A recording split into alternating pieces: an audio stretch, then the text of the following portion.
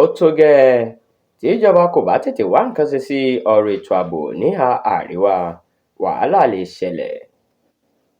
Ìgbìmọ̀ àgbààgbà ní apá àríwá orílẹ̀-èdè Nàìjíríà, the Northern Elders Forum (NEF) ti ké sí Ààrẹ Bọ́lá Ahmed Tinubu láti kéde ìjọba pàjáwìrì láti sọ pé nǹkan kò fararọ lórí ètò ààbò níhà àríwá orílẹ̀-èdè yìí. Àwọn àgbààgbà yìí bu ẹnu àtẹ́ lu bí àwọn agbésùnmọ̀mí ṣe ṣekú pa àwọn sójà tó lé ní 20 ní Bangui níjọba ìbílẹ̀ Mariga nípínlẹ̀ Niger láìpẹ́ yìí. Nínú àtẹ̀jáde kan tí agbẹnusọ wọn, Ọ̀jọ̀gbọ́n Abubakar Jídéré fi síta, ni wọ́n ti sọ pé ìbànújẹ́ ńlá ni ikú àwọn sójà náà jẹ́ fún àwọn, ó sì fi hàn pé ètò ààbò ti mẹ́hẹ pátápátá níhà àríwá Nàìjíríà.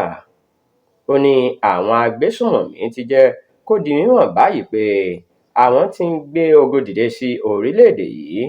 Ohun tó sì burú ni pé ìjọba fọwọ́ lẹ́rán láti gbé ìgbésẹ̀ kankan.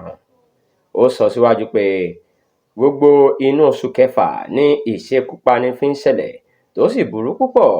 Ó ní bí ìjọba ṣe dákẹ́ lè mú kí àwọn aráàlú dìde láti gbèjà ara wọn. NEF sọ pé àwọn èèyàn náà ti ní sùúrù tó, ó sì dàbí pé ìjọba kò ṣetán láti ṣe ojúṣe rẹ̀ nípa pípèsè ààbò tó péye fún wọn. Wọ́n ní ó tó gẹ́, àwọn kò lè dákẹ́ kí àwọn agbésùnmọ̀mí sọ ìhà àríwá orílẹ̀-èdè yìí di ibùgbé.